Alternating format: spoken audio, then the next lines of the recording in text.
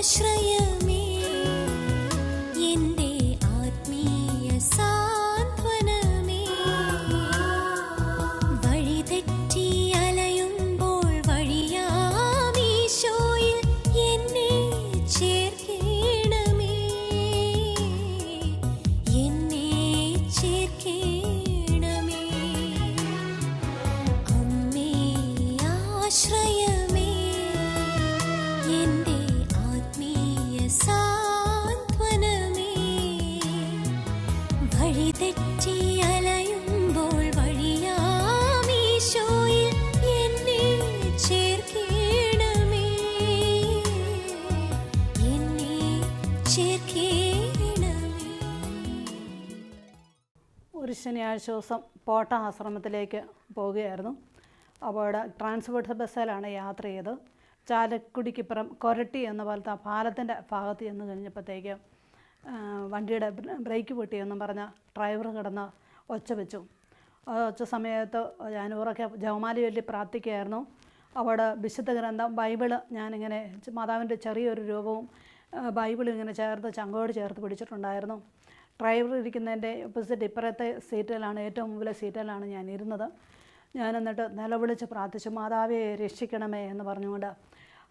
പാലത്തിൻ്റെ കൈവരി തകർത്തുകൊണ്ട് ട്രാൻസ്പോർട്ട് പാഞ്ഞ് ആ തോട്ടിലേക്ക് വീഴുന്ന ചെരിഞ്ഞ സമയത്ത് ഒരു കരം, നീല ഉടുപ്പിട്ട കരം, നീല ഷാള് പൊതിച്ച ഒരു കരം പോലെ എനിക്ക് തോന്നിയതല്ല, യഥാർത്ഥമാണ്. മാതാവ് അവിടുന്ന് കൈപിടിച്ചെന്നെ വലിച്ച് ആ കണ്ടത്തിലേക്ക്, ചള്ളക്കകത്തേക്ക് എന്നെ ഇട്ടു. അവിടെ കടന്നുകൊണ്ട് ഞാൻ അമ്മയോട് ചോദിച്ചു, എന്തിനാ അമ്മ എന്നെ രക്ഷിച്ചത്, ആ കൂട്ടത്തിലാകാമായിരുന്നില്ലേ എന്ന്. അമ്മ പറഞ്ഞു, എൻ്റെ പുത്രനും നിൻ്റെ കർത്താവുമായ മിശിഹ നിന്നെ ഒത്തിരിയധികം സ്നേഹിക്കുന്നു എന്ന് പറഞ്ഞു. അങ്ങനെ വലിയൊരു അപകടത്തിൽ നിന്ന് അമ്മ രക്ഷിച്ച സമയത്ത് 12 പേര് തൽക്ഷണം ബസ്സിലുണ്ടായിരുന്നു, മരിച്ചു. പിന്നീട് ഒത്തിരി പേര് മരിച്ചു, തളർന്നു കിടക്കുന്നതായിട്ടൊക്കെ അറിയാനിട വന്നു. അങ്ങനെ ഒരു വലിയൊരു പ്രതിസന്ധി, വലിയൊരു അപകടത്തിൽ നിന്ന് മാതാവ് രക്ഷിച്ചു. പിന്നെ മാതാവ് ഇടപെട്ട ഒരു സംഭവം, അത് ഇവിടെ പറയാത്ത സംഭവമാണ്. എൻ്റെ ഇടവകയിൽ ഒരു മനുഷ്യന് തളർന്ന് ഇങ്ങനെ കിടക്കുകയാണ്. അപ്പോൾ ഇദ്ദേഹത്തെ കാണാനായിട്ട് നമ്മുടെ തൊട്ടടുത്ത വീട്ടിൽ ഒരു അപകടത്തിൽപ്പെട്ട ഒരു ഇസ്ലാം മതത്തിലുള്ള ഒരു മകന് അവിടെ കിടന്നു. അപ്പോൾ ഇദ്ദേഹം വചനത്തെക്കുറിച്ചെല്ലാം ചോദിച്ചിട്ട് എന്നോട് ചോദിച്ചു മറിയം ബീബിക്ക് എന്തെങ്കിലും എൻ്റെ ഇടവകയിൽ ഒരു ഭവനത്തിൽ ഇടവകയിലുള്ള ഒരു മകൻ ഇങ്ങനെ രോഗിയായിട്ട് മരിക്കാറായി കിടക്കുകയായിരുന്നു, ഈ ക്യാൻസറായിട്ട്. ആ ഭവനത്തിൽ കാണാൻ ചെന്നപ്പോൾ അവിടെ തൊട്ടടുത്ത് ഇസ്ലാം മതത്തിലുള്ള ഒരു മകന് തളർന്നു കിടക്കുകയായിരുന്നു, അപകടപ്പെട്ടു. അപ്പോൾ ഇദ്ദേഹം അങ്ങോട്ട് വിളിച്ചിട്ട് എന്നോട് ചോദിച്ചു, ഞങ്ങളുടെ ഈസാ നബിയുടെ അമ്മ മറിയം ബീവിക്ക് എന്നെ രക്ഷിക്കാൻ പറ്റുമോ എന്ന്. അപ്പോൾ ഞാൻ പറഞ്ഞു, തീർച്ചയായിട്ടും രക്ഷിക്കാൻ പറ്റും. അന്നേ ഇദ്ദേഹം ഓരോ കഥകളൊക്കെ എന്നോട് പറഞ്ഞു, ഒത്തിരി പേർക്ക് സൗഖ്യം കിട്ടിയ കാര്യമൊക്കെ എനിക്കറിയാം എന്ന് പറഞ്ഞുകൊണ്ട്. അപ്പോൾ ഞാൻ പറഞ്ഞു, ഒരു നിമിഷം ജപമാല ചൊല്ലി പ്രാർത്ഥിക്കാമെന്ന്. ഇദ്ദേഹം പറഞ്ഞു, ഒച്ചത്തിൽ ചൊല്ലരുത്, അയലക്കത്തുള്ള മനുഷ്യരൊക്കെ കേൾക്കുമെന്ന്. അപ്പോൾ ഞാൻ പറഞ്ഞു, എന്നാൽ പയ്യെ ചൊല്ലാം എന്ന് പറഞ്ഞുകൊണ്ട് ഞാൻ അവിടെ ഇരുന്നുകൊണ്ട് അന്ന് 153 വടം ജപമാണ് ചൊല്ലിയത്. അവിടെ ചൊല്ലി തീർന്നു കഴിഞ്ഞപ്പോൾ ഈ മനുഷ്യൻ്റെ കാല് ചലിക്കാൻ തുടങ്ങി. ഈ മനുഷ്യനോട് പറയുകയാണ്, ഭയങ്കര സുന്ദരിയായ ഒരു സ്ത്രീ വന്ന് എന്നെ കെട്ടിപ്പിടിച്ചിട്ട് എൻ്റെ മുഖത്ത് ഉമ്മത്തി എന്ന് പറയുകയും ഈ മനുഷ്യൻ ചാടി എഴുന്നേൽക്കുകയും ചെയ്തു. ഇപ്പോൾ യേശുക്രിസ്തുവിൻ്റെ വിശ്വാസത്തിലേക്ക് കടന്നു വന്നു. ആ മകന് പറയാണ്, മാതാവിനെ ഞാൻ നേരിട്ട് കണ്ടു എന്ന്. അപ്പോൾ മാതാവിൻ്റെ വലിയൊരു സാന്നിധ്യം ഞാൻ ഇല്ലെങ്കിലും വലിയൊരു സാന്നിധ്യം ഞാൻ അനുഭവിച്ചു. അങ്ങനെ ഇരിക്കുമ്പോഴാണ് ഞങ്ങളുടെ വീട്ടിൽ ഇടവകയിൽ അവിടെ ഒരു മരിയൻ ധ്യാനം നടക്കുകയാണ്. ഒരു അലക്സ് മുല്ലാപ്പറമ്പിൽ എന്ന് പറയുന്ന ബ്രദറിൻ്റെ ധ്യാനം നടക്കുകയാണ്. നടന്നുകൊണ്ടിരിക്കുന്ന അവസരത്തിൽ 2ാമത്തെ ദിവസം അൽത്താരെ പ്രാർത്ഥിച്ചുകൊണ്ടിരിക്കുമ്പോൾ മാതാവ് എന്നെ പേര് ചൊല്ലി വിളിച്ചു, മരിയ എന്ന്. ഞാൻ തിരിഞ്ഞു നോക്കിയിട്ടൊന്നും കണ്ടില്ല. 3 പ്രാവശ്യം വിളിച്ചു. 3ാമത്തെ പ്രാവശ്യം ഞാൻ എഴുന്നേറ്റ് വാതകലോട് ചെല്ലുമ്പോൾ മാതാവ് പറഞ്ഞു, നീ എന്നെക്കുറിച്ച് ഒരു പാട്ട് എഴുതണം എന്ന്. ഞാൻ പറഞ്ഞു, അമ്മയ്ക്കറിയാമല്ലോ എനിക്ക് വായിക്കാൻ അറിയത്തില്ല, എഴുതാൻ അറിയത്തില്ല എന്ന്. അങ്ങനെ മാതാവ് പേനയും കടലാസും എടുപ്പിച്ച് അവിടെ വെച്ച് എന്നെക്കൊണ്ട് മാതാവ് ഒരു പാട്ട് പാടിച്ചു. അവിടെ എഴുതിച്ചു. ആ പാട്ട് അവിടെ പാടുകയുണ്ടായി. ആ പാടിക്കൊണ്ടിരുന്നപ്പോൾ തന്നെ ഒത്തിരി മക്കൾക്ക് സൗഖ്യം കിട്ടുകയും പലരുടെ വായിലൂടെ തേനൊഴുകുകയും പാലൊഴുകുകയും കൈകളിലൂടെ തേനും പാലും ഒഴുകുന്നത് ഒരു 5-10 സഹോദരിമാർക്ക് അങ്ങനെ സംഭവിക്കുന്നത് ഞാൻ അനുഭവം നേരിട്ട് കണ്ടു. അമ്മ ഇടപെട്ട വലിയൊരു സംഭവം കണ്ടു. അതുപോലെ തന്നെ വിശുദ്ധ കുർബാന എഴുന്നള്ളിച്ച് വെച്ച് ദിവ്യകാരുണ്യനാഥനെ എഴുന്നള്ളിച്ച് വെച്ചപ്പോൾ മാലാഖമാരും മാതാവും കൂടെ ഈ കുർബാനയ്ക്ക് തൊട്ട് പുറകിലായിട്ട് നിൽക്കുന്നത് അനേകം പേര് കണ്ടു. ഞാൻ ആദ്യമേ കണ്ടിട്ട് ഞാൻ ആരോടും പറഞ്ഞില്ല, പക്ഷേ അനേകം മക്കൾ കണ്ടു. അതുവഴി ഭയങ്കര പരിശുദ്ധാത്മാവിൻ്റെ ശക്തമായ ഇടപെടൽ ഉണ്ടാകുന്നത് അനുഭവിച്ചായിരുന്നു. അങ്ങനെ ഒരിക്കലും 1994 ഒരിക്കൽ എൻ്റെ വീടെല്ലാം ഇടിഞ്ഞു പൊളിഞ്ഞിട്ട് നീല പ്ലാസ്റ്റിക് ഇങ്ങനെ കിട്ടി. ഭയങ്കര മഴയാണ്. ഈ മഴയത്ത് ഞാനിങ്ങനെ ഒത്തിരി സങ്കടപ്പെട്ട് ഇങ്ങനെ പ്രാർത്ഥിച്ചുകൊണ്ട് ഇരുന്നു. കുഞ്ഞുങ്ങളെ മട നനഞ്ഞ് കിടക്കുന്ന പിള്ളേരെ പ്ലാസ്റ്റിക് ചാക്കും കൊണ്ട് ഇങ്ങനെ മൂടിയിട്ടുകൊണ്ട് ഞാൻ അമ്മയോട് പറഞ്ഞു, അമ്മേ കാലിത്തൊഴുത്തിലാണ് പുത്രനുണ്ടായത്. പക്ഷേ കാലിത്തൊഴുത്ത് നനഞ്ഞതായിട്ട് ഞാൻ കേട്ടിട്ടില്ല, പക്ഷേ ചാണകത്തിലൊക്കെയാണ് കിടന്നത്. ഇത് അതുപോലെ അഴുക്കാം, പക്ഷേ മൊത്തം നനയുന്നു. അമ്മ ഇത് കാണുന്നല്ലോ എന്ന് പറഞ്ഞുകൊണ്ട് സങ്കടപ്പെട്ട് ഞാൻ ഇരിക്കുമ്പോൾ ഭവനത്തിൽ വലിയ പ്രകാശം, നീലയും പച്ചയും പല കളറുള്ള പ്രകാശം. ഞാൻ വിചാരിച്ചു ഇത്രയും കുന്നിൻ്റെ പുറത്ത് ഒരു വണ്ടി വന്നാൽ അതിൻ്റെ വെളിച്ചം, ഇത് വണ്ടിയൊന്നും അല്ലല്ലോ, വണ്ടി വരാൻ സാധ്യതയില്ലല്ലോ. ഇങ്ങനെ ചിന്തിക്കുമ്പോൾ ഞാൻ കാണുന്ന ഒരു 6 അടി പൊക്കമുള്ള സുന്ദരിയായ, വെളുത്ത സുന്ദരിയായ അമ്മ മാതാവ് വീട്ടിലേക്ക് കടന്നു വന്നു. അവിടെ ഭയങ്കര മനോഹരമായ തിളങ്ങുന്ന വസ്ത്രം ധരിച്ചിട്ടുണ്ട്, കിരീടം ധരിച്ചിട്ടുണ്ട്. അമ്മ മരിയ എന്ന് വിളിച്ചപ്പോൾ ഞാൻ ഇങ്ങനെ പറഞ്ഞു, മരിയ എന്ന് വിളിക്കാനുള്ള യോഗ്യതയില്ല, മരിയ എന്ന് മാതാവിൻ്റെ പേരാ, ഞാൻ പാവിയല്ലേ എന്ന്. വീണ്ടും മാതാവ് വിളിച്ചു, മരിയ എന്ന് വിളിച്ചിട്ട് രടിച്ചിരുന്നു. ഇന്ന് ഏത് ദിവസമാണെന്നറിയാവോ എന്ന് ചോദിച്ചു. ഞാൻ പറഞ്ഞു, മാതാവിനോട് പറഞ്ഞു, ഫെബ്രുവരി മാസം 14-ാം തീയതിയാണ്, അത് ഒരു ശനിയാഴ്ച ദിവസമാണെന്ന് പറഞ്ഞപ്പോൾ മാതാവ് പറഞ്ഞു, അടുത്ത മാസം. ഞാൻ പറഞ്ഞു, അടുത്ത മാസം മാർച്ച് മാസമാണ്. മാർച്ച് മാസം 24-ാം തീയതി മരിയ നിൻ്റെ വീട് ഞാൻ സന്ദർശിക്കും, പ്രാർത്ഥനയോടെ കാത്തിരിക്കണം, 12-നും 1 മണിക്കും ഇടയ്ക്കാണ് ഞാൻ സന്ദർശിക്കുക എന്ന് പറഞ്ഞു. അന്ന് മുതൽ ഇന്ന് വരെ ഇത്രയും വർഷമായിട്ടും എല്ലാ മാസം, ഡിസംബർ ഒഴിച്ച് എല്ലാ മാസം 24-ാം തീയതി മാതാവ് വരികയും ഇപ്പോൾ ഒരു 9 വർഷമായിട്ട് മാതാവ് പറയുന്ന കാര്യങ്ങളെല്ലാം അത് ഡയറിയിൽ സൂക്ഷിക്കുന്നുണ്ട്. അത് ഇടവകയിൽ ഇവിടെ വിചാരിച്ചന് അറിഞ്ഞുകൊണ്ടും പിതാവിനെ അത് കാണിക്കുകയും ചെയ്യാറുണ്ട്. ഒത്തിരി മക്കൾ ടൂറിസ്റ്റ് ബസ്സിനൊക്കെ ആൾക്കാർ ഒത്തിരി വന്നുകൊണ്ടിരുന്നു. അപ്പോൾ അവരെന്തോ അടയാളം കാണാൻ വരുന്നത് പോലെ തോന്നിയതുകൊണ്ട് ഒത്തിരി നിർത്തൽ ചെയ്തു. ഇപ്പോൾ കൂട്ടായ്മയിലുള്ള ഒരു ആൾക്കാർ മാത്രമേ ഉള്ളൂ. നമ്മുടെ ഭവനത്തിൽ നിന്ന് ഇപ്പോൾ 3 വർഷമായിട്ട് പള്ളിയിലേക്ക് മാറ്റിയിട്ട് പള്ളിയിൽ ആരാധന എഴുന്നള്ളിച്ച് വെച്ചാണ് അവിടെ പ്രാർത്ഥിക്കാറ്. അമ്മ പറഞ്ഞിട്ടുണ്ട്, ഇടവകയെ, വിയാരീഷനെയും സഭയെയും നീ അംഗീകരിക്കണം, സഭയാണ് ഞാൻ, നീ സഭയെ അംഗീകരിക്കുന്ന വഴിയാണ് നീ എൻ്റെ മകളായി തീരുക എന്ന്. എൻ്റെ മാതാവിൻ്റെ ഒത്തിരി ഇടപെടൽ എൻ്റെ ജീവിതത്തിലുണ്ടായി. ഒത്തിരി സംഭവങ്ങളുണ്ട്. മാതാവിലൂടെ ഒത്തിരി സംഭവങ്ങൾ ഉണ്ടായിട്ടുണ്ട്. ഒരിക്കൽ ഷുഗർ രോഗം എനിക്ക് വന്നിട്ട് ഒത്തിരി മരിക്കാറായപ്പോൾ അതേ രീതിയിൽ ഒത്തിരി ഞാൻ വിഷമിച്ചു. അവിടെ ഒരു കുട്ടികളുടെ ധ്യാനം നടക്കുകയാണ്. ധ്യാനം നടക്കുമ്പോൾ ക്ലാസ് എടുക്കാൻ പോലും പറ്റുന്നില്ല, എഴുന്നേറ്റ് നിൽക്കാൻ പറ്റുന്നില്ല. അങ്ങനെ മാതാവ് നേരിട്ട് എന്നോട് ഒരു പച്ചില കാണിച്ചു തരികയും ആ പച്ചില പറിച്ച് തിന്നത് വഴി അങ്ങനെ അങ്ങനെയുള്ള ഷുഗർ മാരകമായ ആ അസുഖത്തിൽ നിന്ന്, മാറാത്ത ആ രോഗത്തിൽ നിന്ന് എനിക്ക് വിടുതൽ ലഭിച്ചിട്ടുണ്ട്. അറിയാല ഒരു പ്രശ്നം നമ്മുടെ ഉണ്ടായി ശുശ്രൂഷ മേഖലയിൽ ഒത്തിരി ബുദ്ധിമുട്ടുണ്ടായ സാഹചര്യത്തിൽ, ഒത്തിരി വിഷമങ്ങളുണ്ടായ സാഹചര്യത്തിൽ ഞാൻ അമ്മയോട് കരഞ്ഞു പറഞ്ഞു, അമ്മേ, പുത്രനായ മെശുക ദൈവപുത്രനായിരുന്നു, കുരിശിൽ വഹിക്കാൻ എങ്ങനെയൊക്കെ വഹിക്കായിരുന്നു, ഞാൻ പാവപ്പെട്ട ഒരു മനുഷ്യസ്ത്രീയാണ്, എനിക്ക് മുന്നോട്ട് പോകാൻ പറ്റുകയില്ലെന്ന്. അങ്ങനെ ഒത്തിരി വിഷമിച്ചിരുന്ന കാലത്ത്, ഒത്തിരി സങ്കടപ്പെട്ട സാഹചര്യത്തിൽ എൻ്റെ ജീവിത പങ്കാളി പോലും സൗഖ്യം കിട്ടി രക്ഷയിലേക്ക് വന്നിട്ട് ഇദ്ദേഹം പോലും എന്നെ വെറുക്കുന്ന ഒരു സാഹചര്യത്തിലേക്ക് എന്നെ കടന്നു വന്നു. എന്നെ വിഷമിച്ചിരിക്കുന്ന സാഹചര്യത്തിലാണ് മാതാവ് വന്ന് ചേർത്ത് പിടിക്കുകയും ആശ്വസിപ്പിക്കുകയും അമ്മ പറഞ്ഞു, മകളെ, നിൻ്റെ ജീവിതത്തിൽ ഒന്നെങ്കിൽ ശരീരപീഡയായിരിക്കും, അല്ലെങ്കിൽ മാനസിക പീഡയായിരിക്കും. നീ എൻ്റെ പുത്രനുമായിട്ട് ഒന്നായിത്തീരുന്ന ആ നിമിഷം വരെ സഹനങ്ങളിലൂടെ നീ കടന്നു പോകും. സഹനത്തെ ഓർത്ത് സങ്കടപ്പെടരുത്, സഹനത്തെ ഓർത്ത് വിഷമിക്കരുത്. സഹനത്തെ മറികടന്നവളാണ് നിൻ്റെ അമ്മ. നീ എൻ്റെ മകളായി തീർന്നിടത്തോളം കാലം സഹനങ്ങളിലൂടെ കടന്നു പോകുമ്പോൾ പരാതി കൂടാതെ നീ മുന്നോട്ട് നീങ്ങണമെന്ന് അങ്ങനെ അമ്മ പറയുകയുണ്ടായി. അങ്ങനെ അമ്മയുടെ ഒത്തിരി ഇടപെടലുകൾ എൻ്റെ ജീവിതത്തിലുണ്ടായിട്ടുണ്ട്. അതുപോലെ ഒത്തിരി സംഭവങ്ങളുണ്ട്. അതിലൊരു സംഭവം കൂടെ ഞാൻ പറയാം. സംഭവം ഒരു വിജാതിയായ ഒരു സഹോദരി, ചന്ദ്രിക എന്ന പേരുള്ള ഒരു സഹോദരി ഒത്തിരി വിഷമങ്ങളോടുകൂടി അവിടെ വന്നു. 32 വർഷമായിട്ട് ആ സഹോദരിക്ക് കുഞ്ഞുങ്ങളില്ലായിരുന്നു. അപ്പോൾ സ്വത്തിൻ്റെ ഭാഗത്തിൽ ഒത്തിരി വെട്ടും കുത്തും പ്രശ്നങ്ങളൊക്കെ ഉണ്ടായതുകൊണ്ട് പ്രശ്നങ്ങൾ എങ്ങനെയാണ് മാതാവ് എന്ത് പറയുന്നു എന്നറിയാൻ വേണ്ടി ആ സഹോദരി അവിടെ വന്നതാണ്. അപ്പോൾ മാതാവ് എന്നോട് പറഞ്ഞു, മകളെ ആ സ്വത്തിന് അവകാശം ഉണ്ടാകുമെന്ന്. അപ്പോൾ ഞാൻ സഹോദരിയോട് പറഞ്ഞു, സഹോദരി വിശ്വസിച്ചില്ല, ഞാനത് വിശ്വസിക്കുന്നില്ല എന്ന് പറഞ്ഞു. ഞാൻ പറഞ്ഞു, അമ്മ പറഞ്ഞ കാര്യം ഞാൻ പറഞ്ഞു, ഇനി നാണക്കേടുണ്ടായാൽ അമ്മയ്ക്ക് തന്നെ എനിക്കൊരു നാണക്കേടുമില്ല എന്നിങ്ങനെ പറഞ്ഞു. 3 മാസങ്ങൾ കഴിഞ്ഞപ്പോൾ ആ സഹോദരി പറയുകയാണ്, ആശുപത്രിയിൽ തെറ്റി വീണപ്പോൾ ആശുപത്രിയിൽ ചെന്ന് പരിശോധിച്ചപ്പോഴാണ് ആ സഹോദരി പ്രഗ്നൻ്റാണ് എന്നറിഞ്ഞത്. 32 വർഷമായി.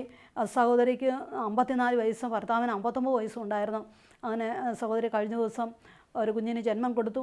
അതുപോലെ വേറൊരു സഹോദരി 60 വയസ്സായതാണ്.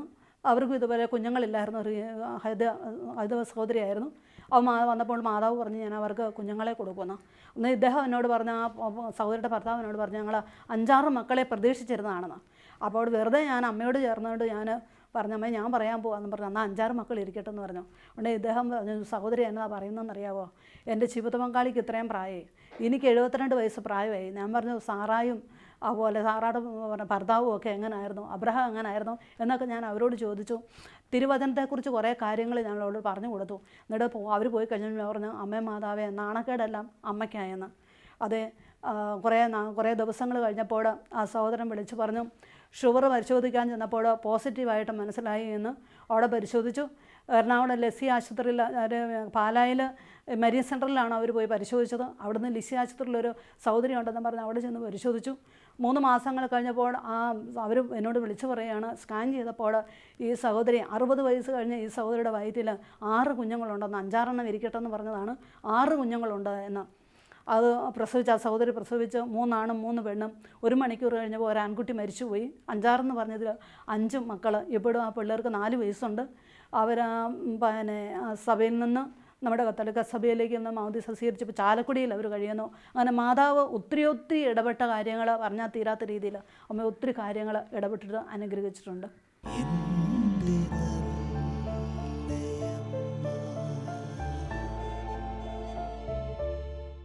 മാതാവ് ഇടപെട്ടത് എൻ്റെ 2ാമത്തെ മകന് 6ാം ക്ലാസ്സിൽ പഠിച്ചുകൊണ്ടിരിക്കുമ്പോൾ തല ചുറ്റി വീഴുകയും ആശുപത്രി കൊണ്ടുചെന്നപ്പോൾ അവൻ്റെ തലയ്ക്കകത്തെ ഞരമ്പ് പൊട്ടിപ്പോവുകയും ഒരു വശം തളർന്നു പോവുകയും ചെയ്തു. അവന് കണ്ടമാനം വണ്ണവും വളർച്ചയുള്ള കൊച്ചായിരുന്നു. അങ്ങനെ തിരുവല്ലയിൽ പിതാവിനെ പോയി കാണുകയും അവിടെ റാന്നി മാർത്താമ്മ മെഡിക്കൽ സെൻറ്ററിൽ ഡോക്ടറെ കൊണ്ട് കാണിക്കുകയും ചെയ്തു. അവിടെ കുറേ ദിവസങ്ങൾ അവിടെ കിടക്കേണ്ടി വന്നു. ഡോക്ടർ പറഞ്ഞു, ഒരു കാലത്തും അവൻ എഴുന്നേറ്റ് നടക്കുകയില്ലെന്ന്. അപ്പോൾ എൻ്റെ ഭർത്താവിൻ്റെ ബന്ധുക്കളൊക്കെ പറഞ്ഞു, യേശുവിനെ രക്ഷകനായിട്ട് സ്വീകരിച്ചതുകൊണ്ടാണ് ഇങ്ങനെയൊക്കെ സംഭവിച്ചത്, അടിക്കടി പ്രശ്നം ഉണ്ടാകുന്നത്, ഇതെല്ലാം വിട്ടിട്ട് തിരിച്ചു വരാൻ പറഞ്ഞു. ഞാൻ പറഞ്ഞു, ഒരിക്കലും ഇതെല്ലാം വിട്ടിട്ട് തിരിച്ചു വരികയില്ല, എൻ്റെ ജീവിതത്തിൽ പരിശുദ്ധ അമ്മ ഇടപെട്ടുകൊള്ളുമെന്ന്. അങ്ങനെ 43 ദിവസം എൻ്റെ മകൻ അവിടെ കിടക്കുകയും ഡോക്ടർമാരെല്ലാം ഒത്തിരി പിന്തള്ളിയ സാഹചര്യത്തിലേക്ക് കടന്നു വന്നു. ഒത്തിരി ബുദ്ധിമുട്ടുകളായി. ആ സമയങ്ങളെല്ലാം രാത്രിയിൽ ഞാൻ കുഞ്ഞിൻ്റെ അടുക്ക് മുട്ടുമേൽ നിന്ന് ജപമാല ചൊല്ലി പ്രാർത്ഥിക്കാൻ തുടങ്ങി. പ്രാർത്ഥിച്ചു കൊണ്ടിരുന്നപ്പോൾ ഞാൻ പറഞ്ഞ, മാതാവേ, ഞാൻ എന്ത് ചെയ്യണമെന്ന് അറിയില്ലെന്ന്. രാത്രി മൊത്തം എത്രയും ദയുള്ള മാതാവേ ചൊല്ലി ഇങ്ങനെ പ്രാർത്ഥിച്ചു കൊണ്ടിരുന്നു. അതിന് പ്രാർത്ഥിച്ചു കൊണ്ടിരിക്കുമ്പോൾ രാത്രിയിൽ ഞാനിങ്ങനെ കരഞ്ഞ് പ്രാർത്ഥിച്ചു. എൻ്റെ ജീവിത പങ്കാളിയുടെ അനിയന് ഞങ്ങളെ വന്ന് ഉപദ്രവിക്കുകയൊക്കെ ചെയ്ത് തിരിച്ചു വരണം എന്ന് പറഞ്ഞുകൊണ്ട് അതിനല്ലേ കൊന്നുകളയുമെന്നൊക്കെ പറഞ്ഞു. പക്ഷേ ഞാൻ മാതാവിനോട് നിലവിളിച്ച് പ്രാർത്ഥിച്ചു. അമ്മ ഇടപെട്ടാൽ അത്ഭുതം നടക്കും. കാനായിൽ അമ്മ ഇടപെട്ടുകൊണ്ട് അവിടെ നാണക്കേടെല്ലാം ഒടുവായി. ആ കുടുംബം രക്ഷപ്പെട്ടു. അതുപോലെ ഞങ്ങൾ നാണക്കേടിൽ നിന്നെല്ലാം മാറി രക്ഷയിലേക്ക് കടന്നു വരാൻ അമ്മ സഹായിക്കണമെന്ന് പറഞ്ഞ് പ്രാർത്ഥിച്ചു. 101 പ്രാവശ്യം എത്രയും ദയുള്ള മാതാവെ ചൊല്ലി 101 പ്രാവശ്യം ചൊല്ലിക്കഴിഞ്ഞപ്പോൾ തന്നെ രാത്രി 3 മണി സമയത്ത് മാതാവ് വന്ന് എൻ്റെ കുഞ്ഞിൻ്റെ അടുക്ക് വന്ന് നിൽക്കുന്നതും മുഖം മുതൽ താഴേക്ക് ഇങ്ങനെ അമ്മ തലോടുന്നതായി കണ്ടു.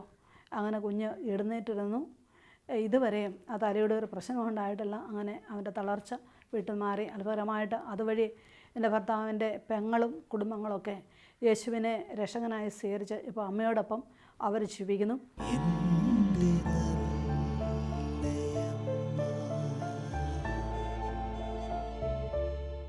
എറണാകുളത്ത് കടവന്തറ വെച്ച് അവിടെ ഒരു കൺവെൻഷൻ നടക്കുകയായിരുന്നു. അവിടെ അനുഭവസാക്ഷ്യവും വചനവും പങ്കുവയ്ക്കാനായിട്ട് പോയി. തിരിച്ച് നമ്മുടെ വീട്ടിലോട്ട് കയറി വരുന്ന സിമിത്തേരിയുടെ ഭാഗമാണ്. അവിടെ കുറച്ച് വെള്ളം ഇങ്ങനെ കിടന്നു. ഞാനങ്ങനെ ജപമാല ചൊല്ലിക്കൊണ്ട് എവിടെ പോയാലും ജപമാല ചൊല്ലിക്കാണ് പോകുന്നതും വരുന്നതും എല്ലാം അമ്മയെ കൊണ്ട് പഠിച്ചുകൊണ്ട് നമ്മൾ കുറേ വെള്ളം ഇങ്ങനെ കെട്ടിക്കിടന്നു. വെള്ളത്തിൽ ചാടാൻ കഴിയാത്തതുകൊണ്ട് ഞാൻ എടുത്ത് ചാടി. ഒരു പതുപതുപ്പ് പോലെ തോന്നി. എന്നിട്ട് എന്തോ കാലിൽ കുടക്കേവലൊന്ന് നോക്കിയപ്പോൾ ഒരു വലിയ പാമ്പ് എൻ്റെ കാലിൽ ഇങ്ങനെ കടിച്ചു പിടിച്ചിരിക്കുക. പാമ്പിനെ ഞാൻ ചവിട്ടിയത്. പാമ്പ് വെള്ളം കുടിച്ചുകൊണ്ടിരിക്കുകയായിരുന്നു. അപ്പോൾ അവനെ ചവിട്ടി. ഞാൻ പറഞ്ഞു, നീ എൻ്റെ കുതികാല് കടിച്ചോ എന്നും ചോദിച്ചുകൊണ്ട് ഞാൻ കുടഞ്ഞ് എറിഞ്ഞു. എന്നിട്ട് ഞാൻ പാമ്പിനെ ശാസിച്ചു. പാമ്പ് പോയി. അപ്പോൾ ഞാൻ അതുമായിട്ട് തിരിച്ച് കയറി വന്നു. നോക്കുമ്പോൾ കാലേ കൂടെ ഇങ്ങനെ 4 പല്ലിറങ്ങിയിട്ടുണ്ട്. പിന്നെ ചോര ഇങ്ങനെ ഒടിച്ചുകൊണ്ടിരിക്കുകയാണ്.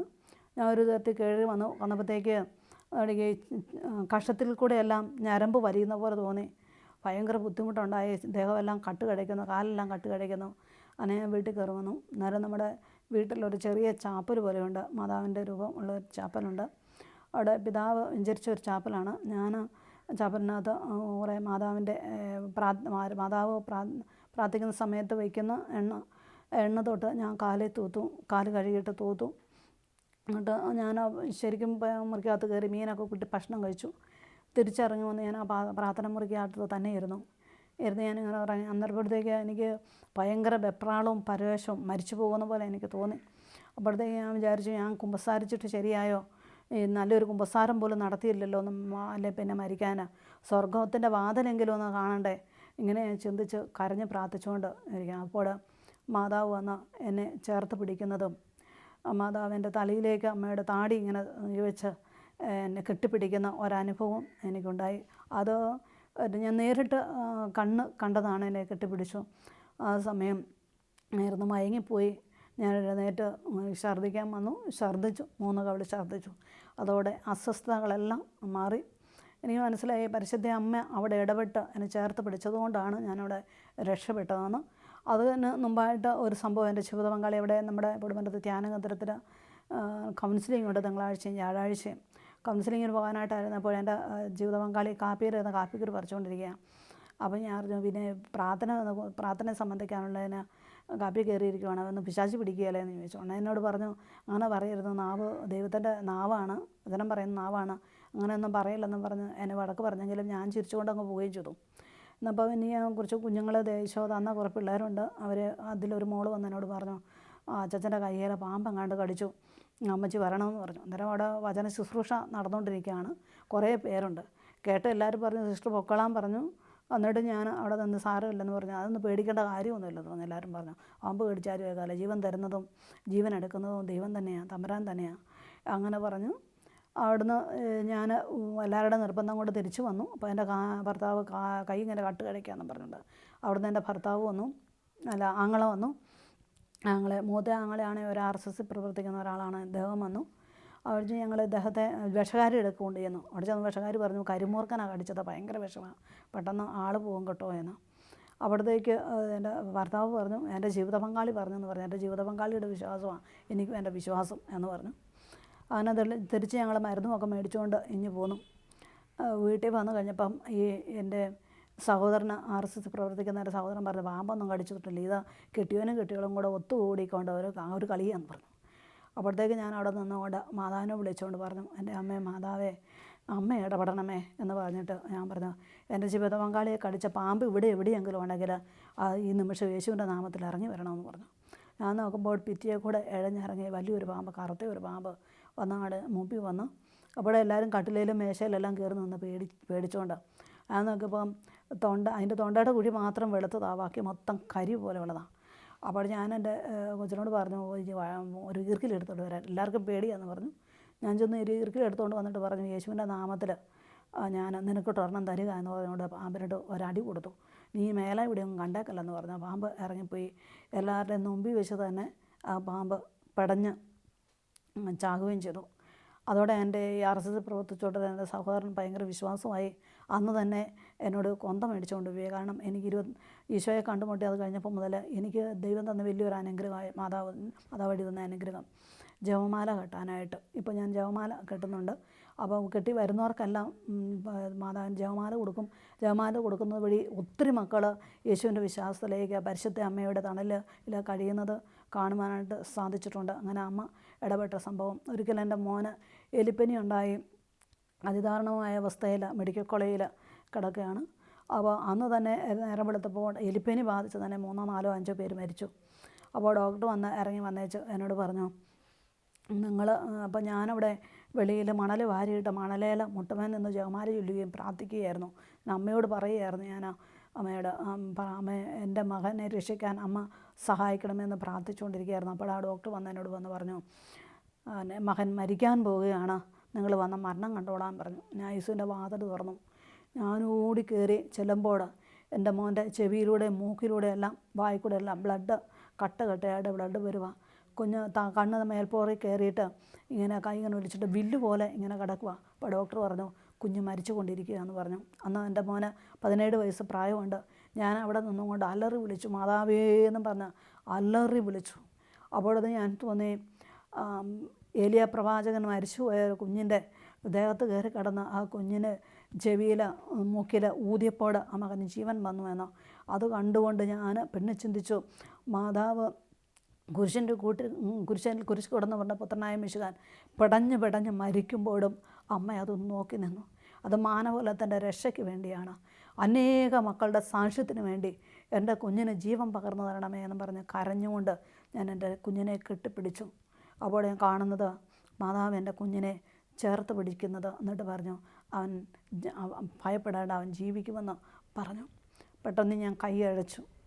മൂത്രം പോകാതിരുന്ന എൻ്റെ കുഞ്ഞ് മൂത്രത്തിന് പകരം ഒരു തുള്ളി ബ്ലഡാണ് പോയിക്കൊണ്ടിരുന്നത്. അപ്പോൾ തന്നെ 600 മില്ലി മൂത്രം പോയി. കുഞ്ഞാണ് ഡോക്ടർ മരിച്ചെന്ന് പറഞ്ഞു. ഇല്ല, എൻ്റെ കുഞ്ഞ് മരിക്കുകയില്ല, മാതാവിൻ്റെ മടിയിലാണ് എൻ്റെ കൊച്ച് മരിച്ചിട്ടില്ല, എൻ്റെ കൊച്ചിന് മരിക്കാൻ പറ്റുകയില്ല എന്ന് പറഞ്ഞു. ആ സമയം തന്നെ എൻ്റെ കുഞ്ഞ് കണ്ണ് തുറന്നു. ഡോക്ടർ ചോദിച്ചപ്പം പറഞ്ഞു, ഞാനിങ്ങനെ ആകാശത്തിലൂടെ കരികല പോലെ പറന്ന് നടക്കുകയായിരുന്നെന്ന്. അങ്ങനെ പരിശുദ്ധ അമ്മ ഇടപെട്ട് എൻ്റെ മകന് ജീവൻ തിരിച്ചു തന്നു. അങ്ങനെ അമ്മ ഇടപെട്ട ഒത്തിരി സംഭവങ്ങളുണ്ട്. അതുപോലെ തന്നെ ഒരിക്കൽ പരിശുദ്ധ അമ്മ, അത് ഞാൻ ഈ സംഭവം ഇവിടെ പറയാത്ത ഒരിക്കൽ പരിശുദ്ധ അമ്മ, എനിക്ക് ദൈവം എൻ്റെ നേരെയുള്ള ഒരു അനിയത്തി കുഞ്ഞുണ്ടായി 20 ദിവസമായപ്പം അവിടെ മരിച്ചുപോയി. അവിടെ ഹസ്ബൻഡ് വേറെ കല്യാണം കഴിച്ചു പോയി. അവൾക്ക് 4 വയസ്സ് പ്രായമുള്ളപ്പോൾ ഞാൻ കയറി വരുമ്പോൾ അന്ന് യേശുവിലുള്ള വിശ്വാസം എനിക്കില്ല, മാതാവിലുള്ള ഇഷ്ടം മാത്രമേ ഉള്ളൂ. ഞാൻ കയറി വരുമ്പോൾ കൊച്ചിന് ചുഴലി പോലെ അസുഖം വന്ന് കൊച്ചു കിടന്ന് പെരക്കകത്ത് പടയുന്നത് കണ്ടത്. ഞാൻ വെള്ളം കൊണ്ടുവന്ന കുടമെല്ലാം നിലത്തിട്ടിട്ട് ഓടിക്കയറി ഞാൻ എൻ്റെ കൊച്ചിനെ എടുത്തു. ഞാൻ എൻ്റെ അപ്പന് അമ്മയൊക്കെ വിശ്വസിക്കുന്ന ദൈവത്തെ ഒത്തിരി വിളിച്ചിട്ട് കാഞ്ഞിട്ട് ഞാനിങ്ങനെ പറഞ്ഞു, എൻ്റെ മാതാവേ, അക്കരപ്പള്ളി മാതാവേ, ജീവനുള്ളവളെ, എൻ്റെ കുഞ്ഞിനെ രക്ഷിക്കണമേ എന്ന്. അങ്ങനെ കുഞ്ഞ് ശ്വാസം നേരെ വീണു. എന്നിട്ട് ഞാൻ പെട്ടെന്ന് നോക്കുമ്പോൾ മൂക്കിൽ എന്തോ ഇരിക്കുന്ന പോലെ തോന്നി. ആരോ എന്നോട് പറയുന്നത് പോലെ, ഓരോ സ്ത്രീ എന്നോട് പറയുന്ന പോലെ തോന്നി, മൂക്കിലിരിക്കുന്നത് നീ വലിച്ചെടുത്ത് കളയാനായിട്ട്. ഞാൻ മൂക്കിലിങ്ങനെ കൈയിട്ട് വലിച്ച് പയ്യെ എടുക്കുമ്പോൾ ഒരു 2-3 ഇഞ്ച് നീളമോളം, 3 ഇഞ്ചല്ല, ഒരു 1/2 അടിയോളം നീളമുള്ള ഒരു വിര മൂക്കിനകത്ത് കുത്തി കയറിയിരിക്കുകയായിരുന്നു. അങ്ങനെ എടുത്ത് കളഞ്ഞു.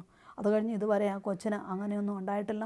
അവളെ വിവാഹം ചെയ്ത് വിട്ട് അവൾക്ക് 3 മക്കളുണ്ട്. യാതൊരു കുഴപ്പമില്ലാതെ മുന്നോട്ട് പോകുന്നു. ഞാൻ വിശ്വസിക്കുന്നു അത് പരിശുദ്ധ അമ്മ ഇടപെട്ടതാണെന്ന്. എനിക്കറിയാം, ഞാൻ എൻ്റെ അമ്മയുടെ ഉദരത്തിൽ ജനിക്കുന്നതിന് മുമ്പ് തന്നെ അമ്മ എന്നെ കണ്ടിരുന്നു. അമ്മ എന്നെ സ്വന്തം മകളായി സ്വീകരിച്ചിരുന്നു.